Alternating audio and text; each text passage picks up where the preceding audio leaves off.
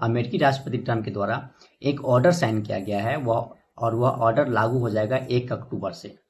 Order में यह है कि अब भारतीय फार्मास्यूटिकल्स कंपनी पे 100% टैरिफ लगाया गया है। मतलब अब जो कीमत है उसमें बहुत भारी मात्रा में वृद्धि होने वाला है 1 अक्टूबर से, वो खासकर फार्मास्यूटिकल्स में। और फार्मास्यूटिकल्स में भी सेलेक्टेड पे जो ब्रांडेड दवाइयां हैं उस पे, जो जेनेरिक दवाइयां, जो जेनेरिक मेडिसिन है, उस पे अभी किसी भी तरह का रोक नहीं लगाया गया या उस पे किसी तरह का टैरिफ नहीं लगाया गया है। तो मेरा बात करने का मतलब वीडियो बनाने का या इसमें बात करने का उद्देश्य यह है कि भारत के कौन कौन से कंपनी है जो ज्यादा प्रभावित होंगे, जिनके आय ज्यादा प्रभावित होंगे। तो उनमें जो सबसे मतलब एक फेमस नाम है, प्रमुख नाम है, वह है सन फार्मा।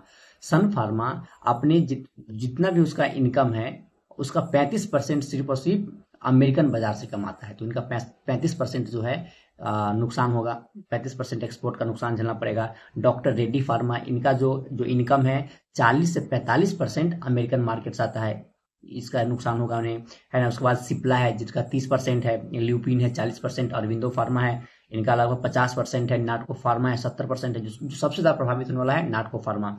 उसके बाद है कैडिला 40% है, ग्लेन मार्क 35% है, टोरेंट 25 से 30% के आसपास इनका इनकम अमेरिकन बाजार से आता है। उसके बाद बायोकॉन 30% और मार्क्सन फार्मा 52%। ये प्रमुख कंपनियां हैं जिनका जो बड़े स्तर पर अमेरिकन बाजार में अपना जो मेडिसिन या फार्मास्यूटिकल्स प्रोडक्ट्स है इसको एक्सपोर्ट करती है। तो यह बहुत भारी मात्रा में प्रभावित होने जा रही है।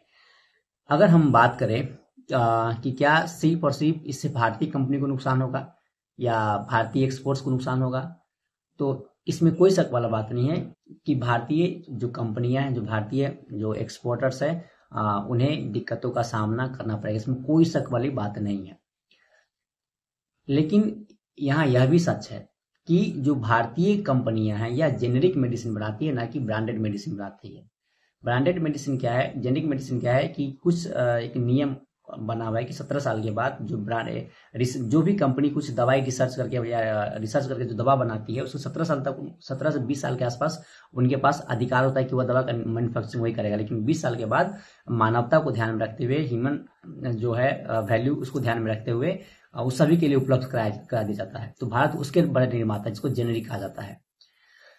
तो अगर मेडिसिन महंगा होगा तो मेडिसिन का जरूरत सभी लोगों को पड़ता है, सभी व्यक्तियों को पड़ता है। हम लोग जानते हैं कि हमारे यहाँ पे जेनेरिक मेडिसिन होने के बावजूद भी हमारे यहाँ कितना कॉस्ट पड़ता है, कितना कीमत पड़ता है स्वास्थ्य में, अगर कुछ प्रॉब्लम हो गया, समस्या हो गया तो इसका तो नुकसान भारत को झेलना पड़ेगा।